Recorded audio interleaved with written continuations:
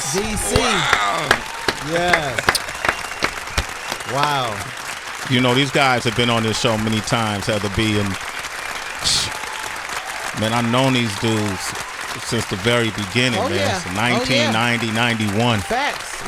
I've known these guys when Naughty by Nature first really start making them blow up on the scene. And I often tell the story that a lot of people, we saw them down with O.P.P stickers before we even saw their pictures and knew who they were. You should have been in Jersey. Okay. What was it like in Jersey? Crazy. Yes, man. This critically acclaimed, award-winning, global phenomenon, iconic group on so many levels. Come on, man. Not as just tremendous, phenomenal songwriters who have entertained us for over 3 decades. Over 3 decades, they've been able to create the sauce that keeps you going, that keeps us going in, the soundtrack of our lives. We talked about this before, who they are as marketing gurus. Look at the hoodie I'm wearing. Vin didn't even pay me for this. Right. I just knew I was supposed to wear it. Right. Yeah. You know what I mean? Right. But that's how it was. Anything they did, any way they promoted or marketed their music, it was a bigger than just a song and coming out the studio. It was a whole presentation with them. 100. It didn't stop in the studio. It didn't stop with the branding and marketing. When you went on the stage, Heather, can you talk about the stage shows? What I would have to say this, I think the reason why Naughty by Nature is one of the greatest performing groups is because I can personally say they are students of the game. I remember being on tour with KRS-One. I remember being in different venues, and whether they rocked before or after Chris, they were always watching. I watched Naughty by Nature watch, and they wanted to perfect every little aspect of the stage, because prior to Vinny, you had to look at Flavor Flav in a way as that ultimate hype man who never missed a beat when Chuck hit that, and then you watch Vinny never miss a freaking beat. I say the same about Spliff Star with Busta. Yeah. Right. There's certain people who you can tell it's no accident. Naughty by Nature, as great as they are as a group, they are even greater students of this game. Well, Heather, I gotta say, I gotta introduce you first, man. Okay. Ladies and gentlemen, celebrating the 30th anniversary of 1993. Hip hop and music in general, iconic players themselves. Give it up for KG and Vin Rock. Naughty by Nature. Okay, Vin, go ahead, Vin. No, Heather, listen. You're absolutely right. We were students of the game because when we were coming up... We still are. Of course. But when we were coming up, the most feared MC, we were afraid of getting dissed by KRS-One, yo. Oh. You know, because This Chris is had real. such a ill stage show. His presence is everything. And then, with Rebecca, as far as production, the sound being right. So we studied that. And actually, that's why we started working with Rebecca. Because of KRS-One. Yeah. So it's and funny. when we Go ahead. got Rebecca from you guys, we not plucked her from you, but that's how we started working with her. We went to a show at the Apollo. Right. And it was BDP, Public Enemy and all them. And I remember KRS-One, Mike, like feeding back or doing something or whatever. And he's walking out there, and Rebecca comes running down the aisle and throws him a mic. He catches the mic and On cue and started Who is rocking. Rebecca? And we like, who is Rebecca? We need her as our sound. So let me tell Sway a story. He'll remember now that I say that. Rebecca Foster. Everybody needs to know this woman's name, Eugenia Sounds. Yes. Sway, I mentioned her before to you because at the time we were all coming up, she was one of the only black female sound persons I've ever seen in my life. Yes. And she was that dope. Like, when I tell you, KRS-One had a female sound person. She was incredible, and a studio engineer, and she could do a little club, a block party, an arena, the Apollo, everything. So I'm not surprised that they had her because of what their show looks like. Yeah. I'm not surprised. She's that dope. Rebecca Foster, Eugenia Sounds, the truth. Wow. Yeah. That's And also, too, another one, just to let you know, too, D Square. D Square. with us. D Square. Dwayne Sumo. Listen, yes. This is real. We've been plucking from the Boogie Down Productions. Wow. From day one. So Dwayne Sumo was another engineer from Boogie Down Productions who used to work at a Power Play studio, and we were all there working, putting together that edutainment album from 1990 and beyond that. So they started to go on a roll. So not only were we students, we were thieves. Yeah, I see that, right? Why y'all didn't steal Heather? We did steal Heather. Jersey, they didn't have to steal me. I was already That's family. right. Jersey. She was already there. Yeah. Wow. And Chris put out Return of the Boom Bap that same year. Yep. That 1993 came out. Yeah. Wow. So when I look at all the projects, Ice Cube had Lethal Injection, all of these different. I think 93. Dre came out. Yep. Dre was out. Came out in 93. Yup. I think Chronic was 92, 93. Yup. Damn. Yup. It was Because I remember Hip Hop Hooray and G Thing fighting with each other on the charts. For number one. Enter the Woo came out in 1990. The 36 Chambers that came out in 1993. Damn. That's a You gotta rephrasing. love the 90s. Yeah, man. Who else was out? That was just such a Tribe Called Quest. Tribe. I think Cypress came out. Cypress that year. came out. Damn. De La Soul had an album that year. Yep. Oh, What was tough. that's what was the competition like? Who was crazy. who was y'all stage rivals? Would you say back then? Everyone you just named. I mean, Tribe Called Quest, KRS-One, De La were our label mates. Rest in peace, Dave McCoy. I mean, you had the West Coast. Snoop was arriving on the scene. MC8. Shit, you had Nas over here on the East Coast. Jay-Z was coming up. Like, everybody was out there. And what's man. crazy about what they saying, Sway, like you mentioned, it was groups. So you had solo artists and groups that was just coming. It's crazy. Wow. So y'all were on Tommy Boy? Tommy Boy. Yeah. Tommy Boy. So when I hear these Tommy Boy stories, like where we brought up Dave, rest in power, but De La came up here once and talked about how their music wasn't streaming and they was having this friction with Tommy Boy. What was y'all relationship like with Tommy Boy? It was a little bit different. And like you said, rest in peace to Dave too, man. Like we're such big supporters and always been day one. I mean, fans of De La, man. It's man, we love De La definitely from day one. And actually, let me just say too, our very first time we got introduced to a stage, like on the arena stage, De La brought us out. What do you mean? We were in South Carolina promoting O.P.P. The record hadn't even really come out yet. It was just starting to come out, and we were out there with Charm that worked for Charm Warren. She worked for Tommy Boy. So we were in South Carolina. De La had a show. Charm was like, "Oh, by the way, De La's here. Let's go by and see De La tonight." So we went by to the show. De La just was like, "Hey, we're gonna throw O.P.P. on, man. I'm telling you, they're gonna go crazy." We was like, no, I'm telling you. They threw O.P.P. on and we came out and performed O.P.P. The whole arena went crazy. Yo. And that was the first time we realized, outside of being around here, that O.P.P. was blown up. That was the first time? The very first time, Yep. De La. Now, and to answer great. your other question, what was our relationship with Tommy Boy back then? We had a different relationship because of Flavor Unit, right? Okay, so Queen Latifah. she was signed to Tommy Boy already, but with our relationship with Mark the 45 King and Benny Medina, we actually got signed to Warner Brothers Records, which was the parent company. So we technically weren't signed to Tommy Boy. Okay. We had a major record label. A little different. Yeah, we had a major record label deal structure, and then the project was handed to Tommy Boy because they were more street savvy. Okay. Right. And on top of that, De La was there before us. And Latifah and Shakim were there doing business with Tommy Boy before us. So all of the stuff that may have or could have gone wrong with us, they made sure it didn't because they were already there before us. Can y'all speak to this dynamic with Latifah?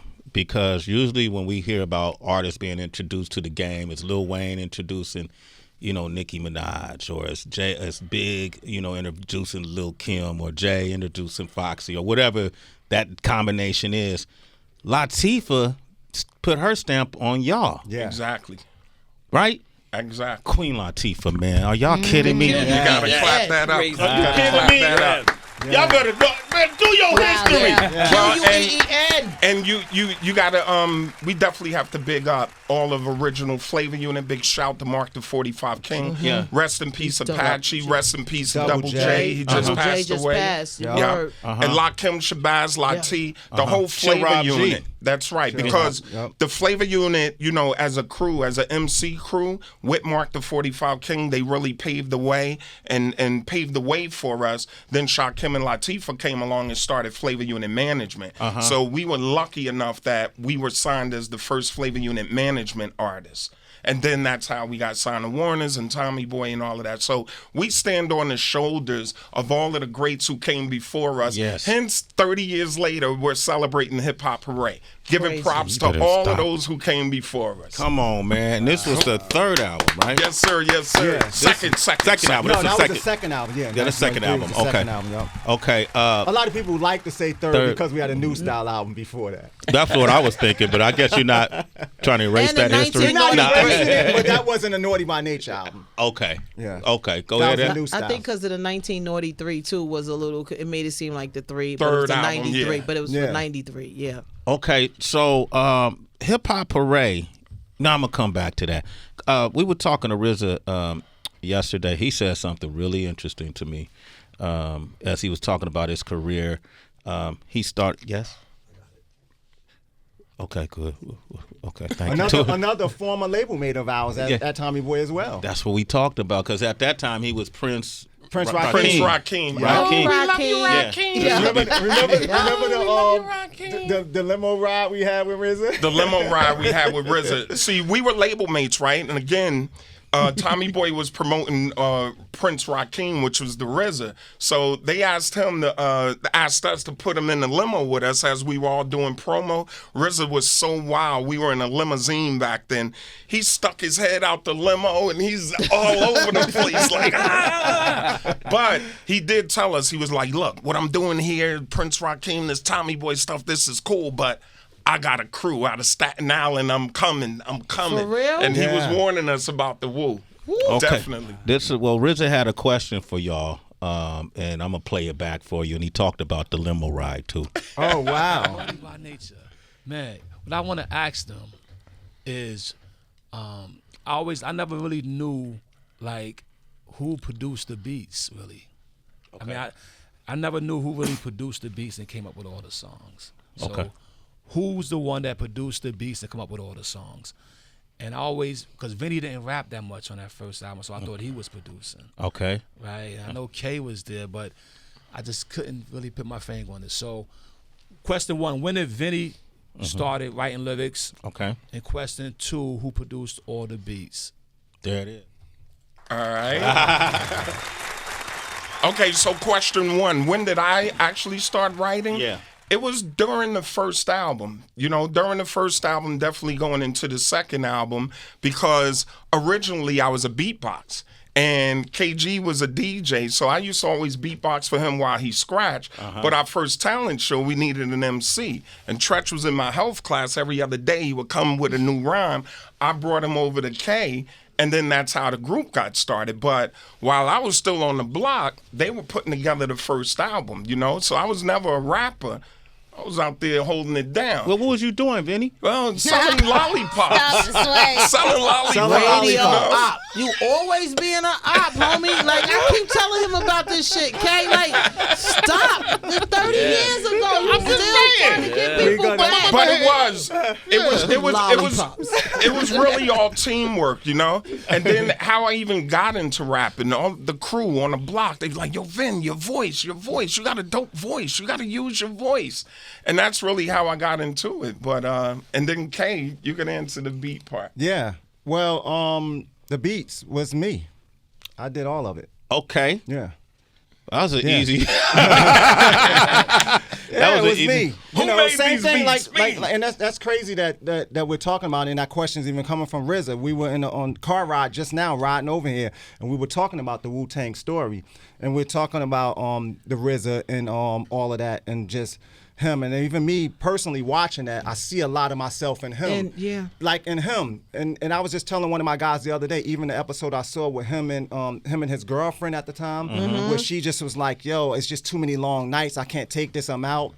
And it's just, it hits home because I've dealt with that. Like, I've been with my wife since I was 16 years old. Wow. Yes.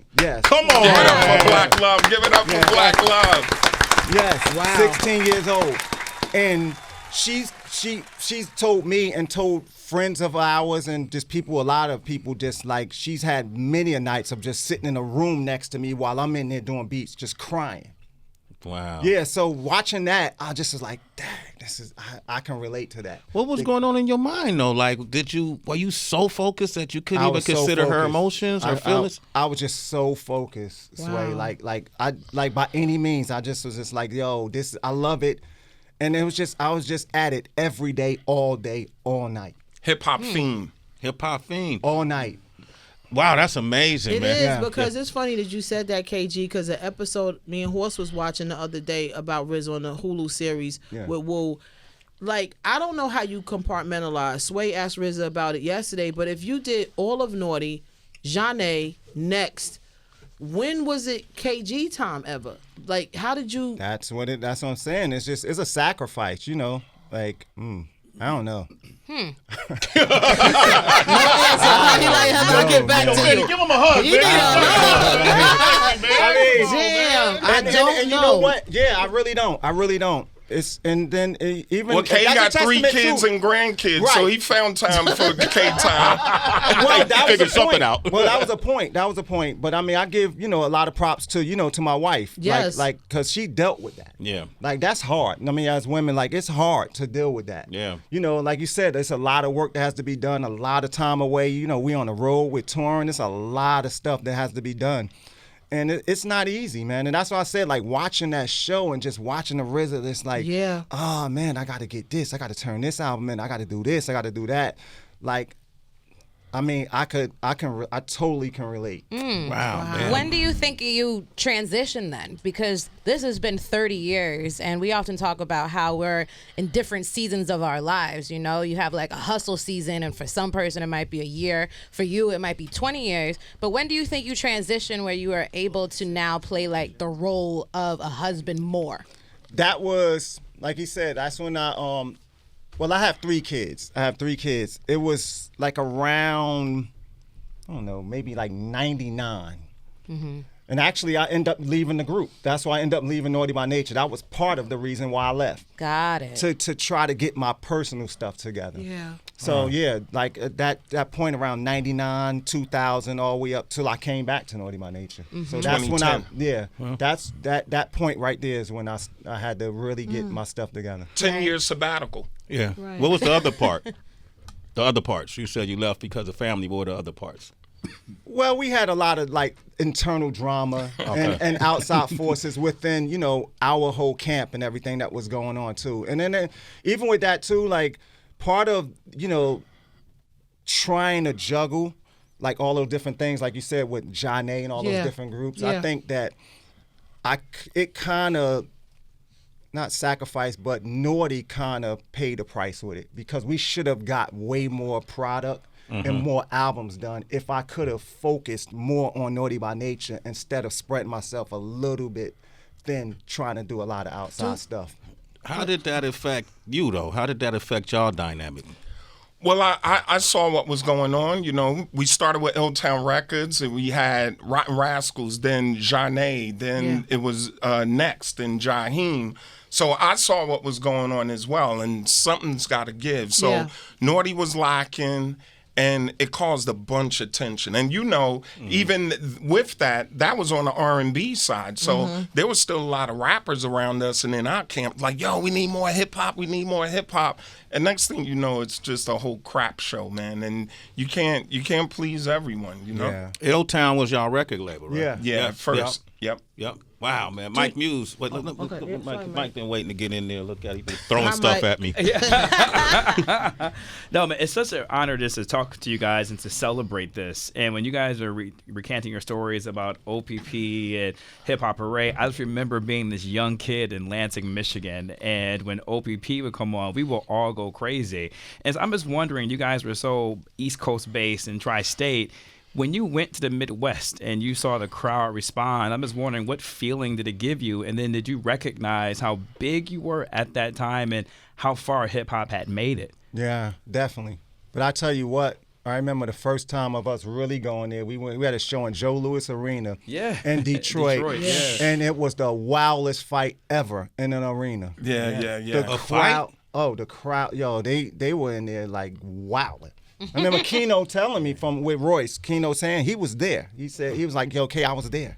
Yeah. Yo, it was wow. But it was crazy being from New Jersey, first and foremost, because you know how back in the day, if you weren't from the 5 boroughs, you couldn't even be down with hip-hop. And then just as the 90s came in and we broke, we definitely got love from New York. But when we went about, you know, whether it was Atlanta, whether it was on the West Coast, the Midwest, we got so much love. But you know what was a reality check? Remember, Kay, we were so hot everywhere we went. We went down to Florida and Uncle Luke hired us for a show. And we couldn't have been any hotter. That was a Pac Jam joint. Yeah. We went down there to perform for those Floridians. They're sitting there like this. We're like, get out with O.P.P. They're like... Nah, dog. And whoever came on after us dropped some Miami bass music, and they went crazy up in there. We were like, wow, we got work to do in Florida. But what we did get a chance to see, you know, once we started traveling to different, you know, places just like that, you know, it's kind of the same. Yeah. You know what I'm saying? Like, it's kind of the same, and it like you said, like Rakim said about it ain't where you from, it's where you at, and you better respect where you at. Come on. Yes, you better respect it. You know. DJ Quick said everything is just like Compton. Yes. Right. Right. I wanted to jump in too to ask you guys, with everything that was going on, especially during that time in the 90s, we weren't really like big on mental health. Like nobody talked about that. I got to go to therapy. But at the same time, you didn't hear about Naughty by Nature in particular being drunk, being high, all messed up. How did you deal with all of the stuff that was going on mentally? I didn't really hear about y'all having vices or y'all going out and being sloppy and being this and that. How did you deal with it mentally? I just think we've always been hands-on. So from the block, even financing ourselves for a legit transition, we built this literally with our hands. I always like to refer to Danny Aiello and Do the Right Thing when they burnt down his place. Like, I built this with my hands. So when you're hands-on and no one assembled you and no one tells you what to do, you're literally running your business hands-on. And when you have that kind of responsibility and then you start growing families and you have friends around you and then you recognize a Flavor Unit, a Tommy Boy, you know, that's your support system. You don't want to let these people down because they're taking their time investing in you. Yeah. That's big. 19NaughtyIII. Boom.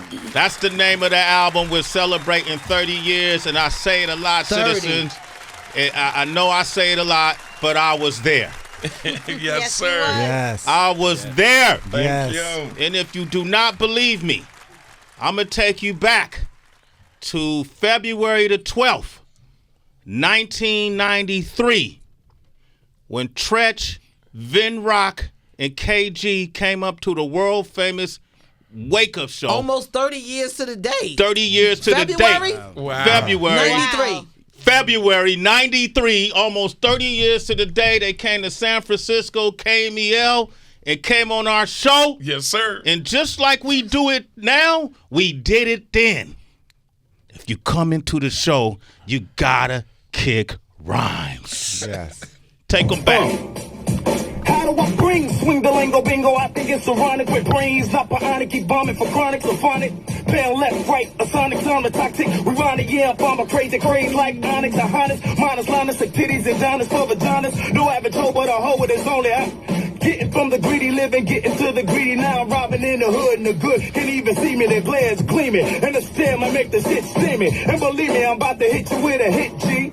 Now that's how it's supposed to be. I leave you rolling, holding, swollen like the brand new and show to me. Beat the Tupac, the Joe to see. I tell you like a jerk dick, come on, and you know it's me. It's the face bases, wherever the place is. Whatever your race is, your diss, I'm taking faces. Neck yoke and neck braces. I go way back like an intact for sneakers with fat laces. Hard rock from a hard rock. Was always hard to stop my spot and harder to stop Vin Rock. Say what? But I got what I get, and you'll get what you got. If you bust the lip a lot, get the drop. This rock, so this drop can stop. Off the 19NaughtyIII Naughty's the album that hits the spot. Step from Vin's place with the gym face, not an in-store, an in-whore. You keep your safe, I keep you in place. I'm picking on your weight, picking on your tape, sticking on your mate and getting all your pics. Check it out, hands up in the place. You get a little taste of the bass. You listen, I'ma take it to your face. Come on, man. Yo, I remember that. Old school 90s flavor. Yeah. Yo, I remember that, bro. I couldn't believe y'all was spitting. Wow. Hey, yo, Kay, would you tell Sway? That's how we knew Hip Hop Hooray was a hit, right? Yeah. Doing the KMEL Summer Jam. Yep. Come on, bro. Yep. I tell people about this story all the time. I just talked about it today, Tracy. That's where this came from. This whole Hey, thing yo. was from the Summer Jam. That was all from there. It's created there. Oh, that was improv. Yes. It was improv. And the thing was... The record, Tommy Boy hadn't even heard that record yet. Yeah. We had it in the stash. We were doing the Summer Jam, and we said, let's try this record out. We got a new record. We got a new record. Yep. So within our Summer Jam set, we performed Hip Hop Hooray for the very first time. Nobody heard it, nothing. And that's where that started. Hey. Wow. Hey, and they called Tommy Boy right after we left off stage, Keith Naftali. Called Tommy Boy and said, hey, Naughty by Nature just performed a record. If you don't send me the original record, I'm playing the show record live on the station. Wow. Keith Naftali was the program director. Go ahead. Yep. So get me that record at like ASAP. ASAP. And So Tommy Boy called us, like, what are they talking about? So, and this is what I would say to a lot of new artists. That was back in the day when you would do new music discovery, right? So I think right now a lot of new artists, they just think, oh, I'm going to post my stuff on the internet or put it up on YouTube and people are going to rock out to it. You still got to get back in front of these people, go club for club, perform these records, then let people discover you as an artist, discover the music, and then that's the best way to get them to follow you. What made y'all do San Fran? I feel like you would have premiered that somewhere over here on the East. No, we were rolling. We were rolling. The feeling of it. Yeah, we were just rolling. And we, like I said, we were booked. We were just rolling. We were on a tour bus, and that was one of our shows that we had and one of the stops. And like I said, it was impromptu. We just was like, hey, let's perform Hip Hop Hooray tonight. And we come from that anyway. We come from live performances. Before we had records, before we had videos, everything was live performance. And so we always come up with stuff. Till this day, right? Yeah. We improvise all the time. So funny, I had a conversation about you all at a Grammy party with friend to the show, Her.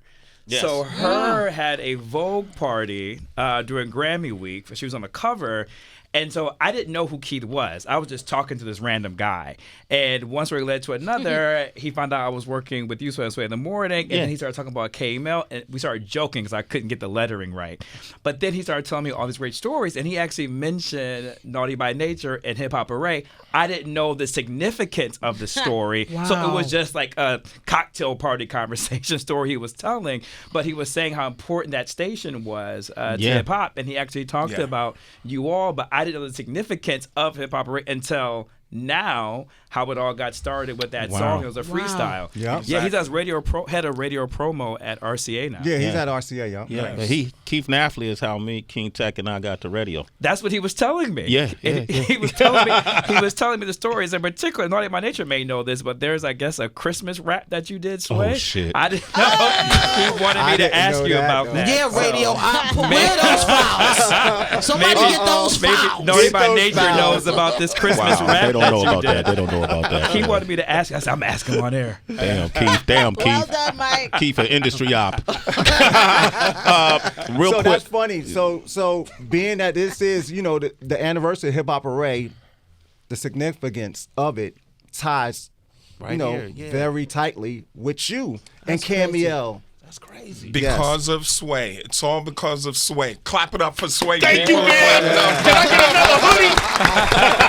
Yo, those hoodies up, man. Listen. Yo, people stop me in the street for everywhere. this hoodie. Naughty, come on. That's Vinny. You got to hit Vinny if you want your merch right. Thank you. All right, so listen, I want to. We got a very special. First of all, I'm so proud to even for you to even say that. You know, to even be a part of your legacy, to have had these experiences as young men 30 years ago. We don't know what's going to be 5 years later. Right. Exactly. Right. And we done traveled the world together. Yes. You know, that was a great experience, Wasn't it, man. man? Yes, it We was. went to Iraq together. We went to USO Iraq. tour. Wow. That was a very great experience, Yeah, man. man. And it was, we were out there, too. Yeah. Yep.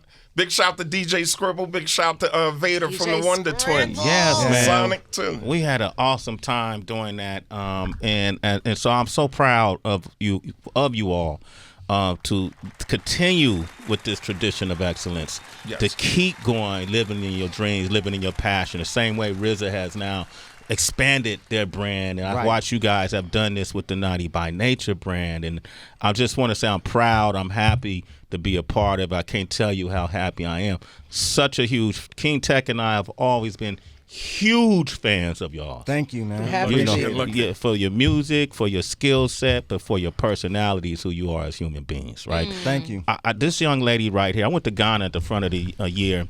This young lady right here, Samara Osai Asari. She's from, well, she lives in Ghana, but she's from the Bronx. She's 10 years old. She's a journalist superstar over in Ghana, right? She has her own YouTube channel. It's called Same Time. Summertime, SAMATIME, and she works for one of the biggest youth platforms in Ghana. It's called TV3. Okay, I want to introduce you to KG, the icon, and Vin Nice Rock, to the meet you. legend, Hello. aka Hello. Naughty by Nature. And How you doing? I thought she could ask y'all some questions. Yeah. Okay. Okay. All right, go ahead. Right there. it. That's your mic. Okay, so my first question. How does it feel to be a part of hip hop's history and being a part of hip hop's birthday, the 50th birthday? Oh wow! Wow. It's great, man. Hip hop music, the whole culture. You know, it gave disenfranchised people and poor people a chance to pull themselves up by the bootstraps. So we're starting with simple graffiti, breakdancing, DJing, and rapping. Now it's a multi-billion, trillion-dollar industry. So to play a part of it, to still live to see the growth of hip hop is a blessing. Wow. Yeah. That's beautiful, man. How were you inspired and who inspired you? Wow. Inspired by a lot of forefathers and a lot of guys that came before us, from Sugar Hill Gang, you know, the whole Sugar Hill label coming out of Jersey. Run DMC, big, huge fans of Run DMC, as we mentioned earlier. Boogie Down Productions, KRS-One, Eric B. and Rakim, Salt and Pepper, all of the guys that came before us. We sat there watching them and learning from them. Public Enemy, learning from all of those guys, all of those different groups, and just trying to figure out what they were doing, how they were doing it, and trying to find our niche and following their footsteps and make them proud. Why did you choose to call your group the Naughty Nature? Naughty by Nature. Oh, Naughty Okay, by Naughty by Nature. Yeah. Well, it was we were a group called the New Style first, and we had a song called Naughty by Nature as the group, the New Style. And then when it came time for us to switch our name, Tretch said, "How about Naughty by Nature?" And we were all standing out on the street, and he just started pointing at everybody out here. He's naughty by nature. He's naughty by nature. She's naughty by nature. We're all naughty by nature. Look at us. It will be perfect for us. Do you like the direction of how hip hop is going now? I mean, hip hop always had the good and the bad. I think the direction hip hop is going is definitely a growth vehicle, but I do think some of the violence in there, some of the drill music, you know, people are setting themselves up. And then with these RICO charges out here, they're rounding up people 20, 30 at a time. So I think our young people have to be smarter about the music they make, the music they create, and the message they put out there. And I do have to give props to NBA Youngboy. There's a viral clip of him recognizing, you know what, man, I see all of this music I made and I put this music in people's ear. how many lives am I responsible for who threw their lives away? So I think a lot of times we have to be patient with our young people. Yeah. We're young and we're reckless at times, you know, when we're coming up, but life and life creates maturity. And once you get mature, you able to have a retrospect, look back and say, wow, those are mistakes. But as long as you're able to recognize it, correct it, and move forward, you can be forgiven. So bear with us, people, in hip Yeah, hop. young boy. Salute to you, young man. Yeah. Come on. Any one last question? I have another 2 questions. Okay, go for it. I want to know, what are some of the challenges that you had to face becoming a legend? Okay. Some of the challenges coming through.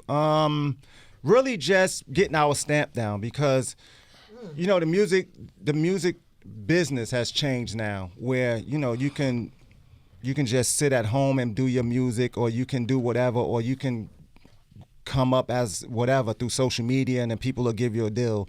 When we came out, you couldn't do that. You had to make a name for yourself. You had to be in the clubs. You had to really, really, really put your foot down and really, really, you know, develop yourself out there, develop the skill.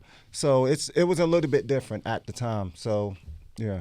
And another challenge is trying to keep everyone happy. So once you're young and you're successful, your hard work, a lot of people would like to stake claim to it and say, hey, you owe me. It could be family, it could be friends, it could be colleagues. So keeping that balance and trying to keep everyone happy, get everybody to pay you your money back when they borrow it from you, and then they get mad at you for asking for it back. Yeah. You know, all of those kinds of things. That's challenging, keeping that balance.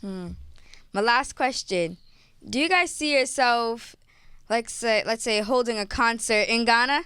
Oh yeah. Actually, we performed in Ghana maybe around 4 or 5 years ago. We did perform in Ghana, but with what we're doing with our new Illtown Sluggers movement, we'll be in Ghana very soon. Yeah. See you there. Thank you. All right. Hey, Samantha Osai, sorry. You know what, Sway? We did bring one treat, and since she's a young lady, okay, Bully, if you would go in that bag, we have 19NaughtyIII 30th anniversary double album vinyl. Wow. So Kay and I will sign this for her later. Okay? Oh my God. So you hold that, and we're gonna sign it for you. Wow. That's amazing. That's blessed. Thank you. All right. What was it like on that Grammy stage?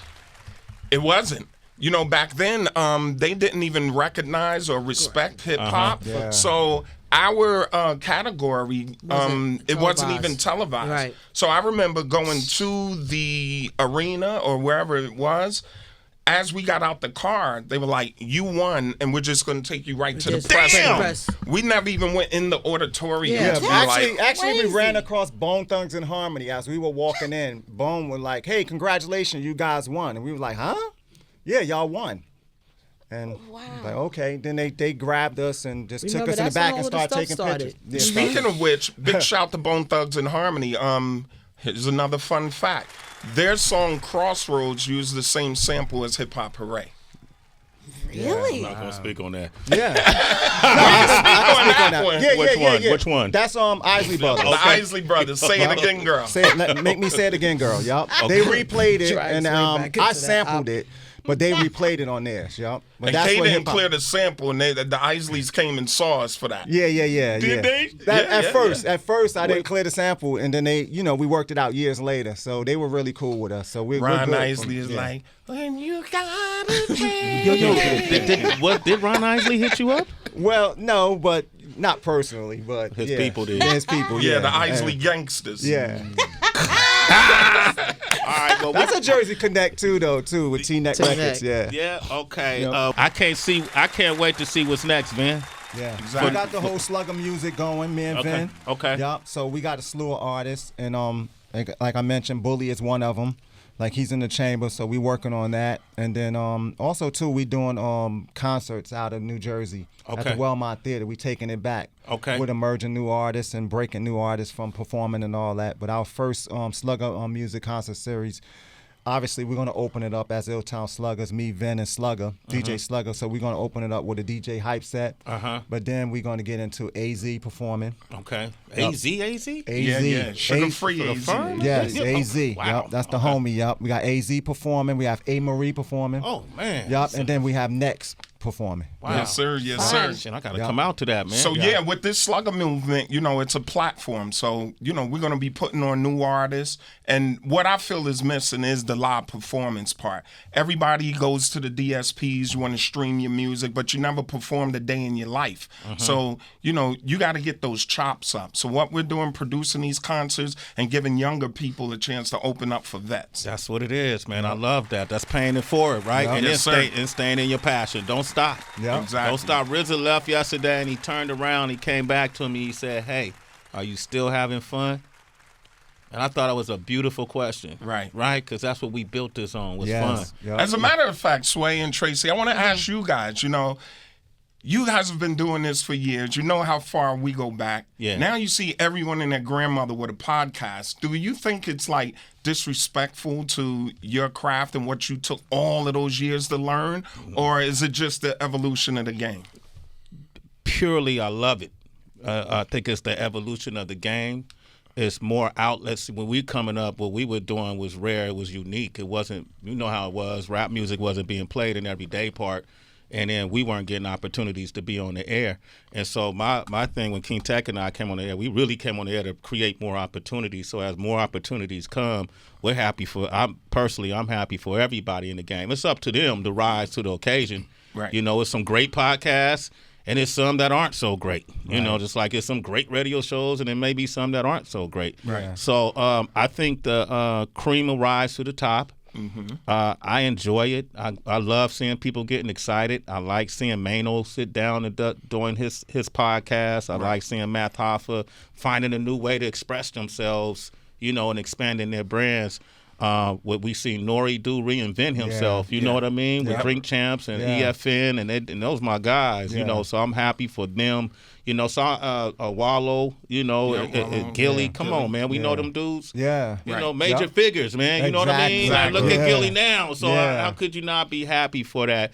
But there's a lot of saturation, as it is in every field. It's like, so, and the ones that earn it and bring something different to the table, they shall rise. Right. But as far as Vinny, the other thing is, I don't compare anything that any of folks who came after us do, because it's no comparison. No comparison at all. No comparison, bro. That's right. Y'all go eat and win. Tracy, how you feel? I feel the same way. I think that because it's called a podcast and it's not called radio, having new language for these new expressions helps us to differentiate. I think the way we have just as many people in this world is just how many opinions and audiences there can be, which I think has been really beautiful. Also, just looking at independent artists and you're like, whoa, I've never heard of you, but this person's a millionaire, even though they're not on mainstream. So I think it connects us more. There are, some frustrating aspects. I would say I've heard people talk about how it's much easier for a celebrity to get a platform and get looked over than somebody who maybe went to school, who's just been on the grounds really trying to shape a career. But I think that comes from a scarcity mindset again, too. There's so many people, and we have more access to each other than ever before. So try it out. I may not listen to every single podcast, but that's because not every single podcast is meant for me. Right. Yeah. And not everyone, gonna be a dope record. Well, I said all that to say, get ready for Uncle Vinny's podcast. Come on,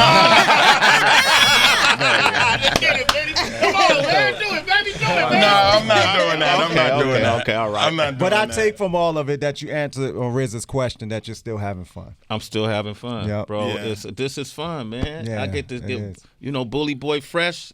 Somebody who's fresh to the scene. Exactly. And my brothers who we've been doing this forever. Yes. So me and King Tech have always done it our way. What you guys did, man, that was trailblazing, though, definitely, man. Yeah. To do that and all that. Everybody now is doing it, but Yeah, you but guys bottom were doing line, it. man, you punks out there better respect the OGs, Yeah. man. Better do That's that. all, boy. I, Don't that's get all hurt. I'm saying. Don't get hurt, all right? Yo, I love y'all. Big round of Yes. applause. Naughty All by right, nature. Sway. Yo, I got to shout out Tretch, too. You know, Absolutely. Yeah, that's Tretch. Love you. Yeah. We're celebrating. This is about celebration, man. We're celebrating all three of us, Tretch included, me, Vin, and Tretch. We are Naughty by Nature. We are a group, you know, and that's what it's about. We're celebrating 30 years of Hip Hop Hooray. It's Naughty by Nature. And like I said, Naughty by Nature is all three of us, Tretch included. There you go, man. I appreciate that. And then Samara, thank you for coming by. Thank you, Samara Samara. Osaya, Sarah. Oh, we have to sign her vinyl. Yeah, I got to for sign her vinyl. Yes. Go off and be great. All right. We'll be back next week. Y'all stay on the right side of positivity. Listen to what a naughty classic from the 1993 album. Gentlemen, thank you, man. It was amazing. All right. Okay. And on that note, citizens, thank you for tuning in all week. And we have nothing left to say.